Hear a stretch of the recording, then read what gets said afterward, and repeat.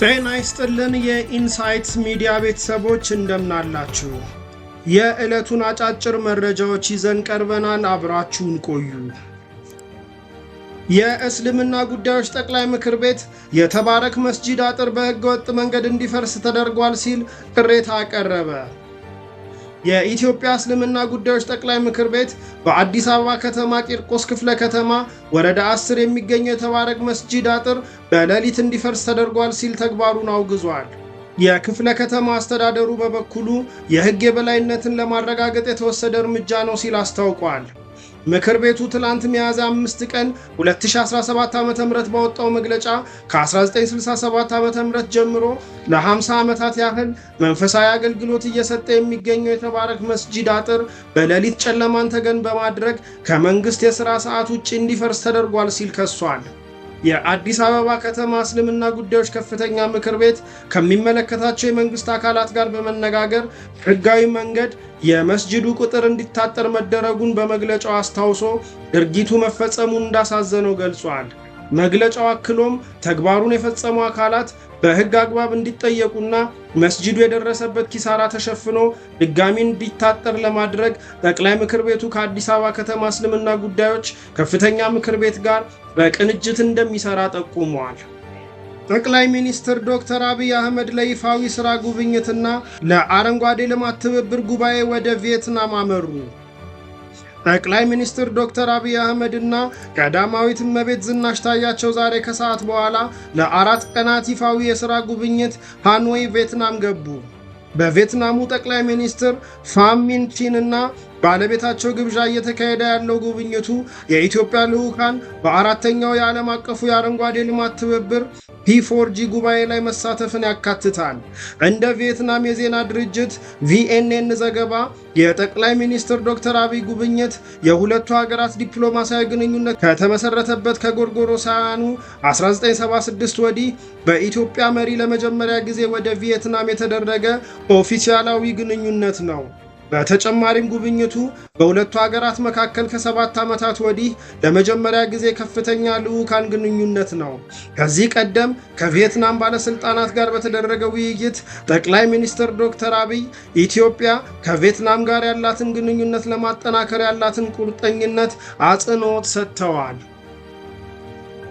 ተማሪዎች ወደ ትምህርት ቤት ስልክ የሚባል ነገር ይዘው እንዳይገቡ ለማድረግ እንቅስቃሴ መጀመሩን ትምህርት ሚኒስቴር አሳወቀ። የትምህርት ሚኒስትሩ ፕሮፌሰር ብርሃኑ ነጋ በሚመሩት የትምህርት ዘርፍ ላይ ስለ አፈጻጸምና ስለታቀዱ እቅዶች ማብራሪያ ሰጥተዋል። በሰጡት ማብራሪያም በሚቀጥለው ሳምንት ከትምህርት ቢሮዎች ጋር ውይይት እንደሚካሄድ ጠቁመዋል። በዚህ ወቅት ተማሪዎች ስልክ ትምህርት ቤት ይዘው እንዳይገቡ ለማድረግ ስለሚደረገው እንቅስቃሴም እንደሚመክር ገልጸዋል።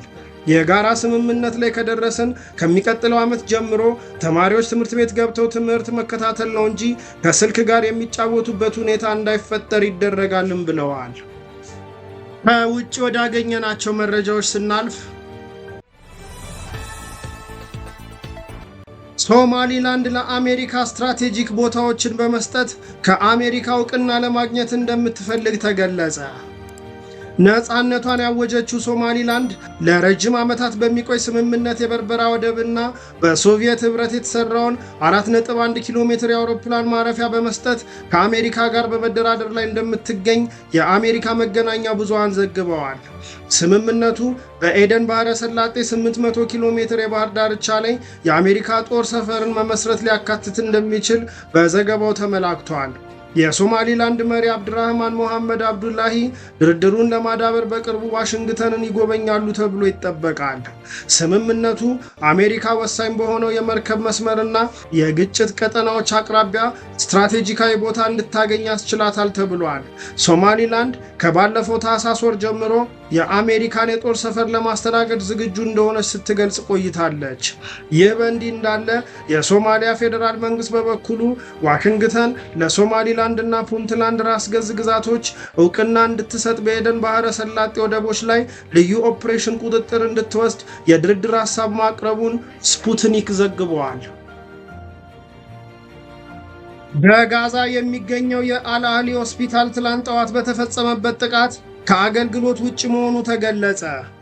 ትናንት ጠዋት ከሆስፒታሉ ለቀው እንዲወጡ ትዕዛዝ እንደተሰጠ እንዲሁም ጥቃት መድረሱን የዓለም ጤና ድርጅት ገልጿል። ድርጅቱ ከሆስፒታሉ ዳይሬክተር ደርሶኛል ባለው ሪፖርት መሰረት በተፈጠረው ግርግር የሕክምና እርዳታ ማግኘት ባለመቻሉ አንድ ልጅ ሕይወቱ አልፏል። በሆስፒታሉ የድንገተኛ ክፍል፣ የላቦራቶሪ እንዲሁም የድንገተኛ ጊዜ የጨረር ማሽኖችና መድኃኒት ክፍሉ ወድመዋል። 50 ህመምተኞችን ወደ ሌሎች ሆስፒታሎች ለማዘዋወር መገደዱ የተገለጸ ሲሆን 40 የሚሆኑ ጽኑ ህሙማን ግን እዛው እንዲቆዩ ተደርጓል ነው የተባለው። በዓለም አቀፍ የሰብአዊ መብት ድንጋጌ መሰረት ሆስፒታሎች ከአደጋ የመጠበቅ መብት አላቸው ያለው የዓለም ጤና ድርጅት በጤና ተቋማት ላይ የሚደርስ ጥቃት ሊቆም ይገባል ብሏል። የድርጅቱ ዋና ዳይሬክተር ዶክተር ቴዎድሮስ አድሃኖም ታካሚዎች፣ የጤና ባለሙያዎች እንዲሁም ሆስፒታሎች የግድ ሊጠበቁ ይገባል ያሉ ሲሆን የእርዳታ ገደቡ መነሳት አለበት፣ የተኩስ አቁም ስምምነት ይደረግ ሲሉ አሳስበዋል። እንደነዚህ አይነት አዳዲስና አንኳር መረጃዎች በየቀኑ እንዲደርሱ ሚዲያችንን ፎሎ፣ ላይክ እና ሼር በማድረግ ቤተሰብ ይሁኑ።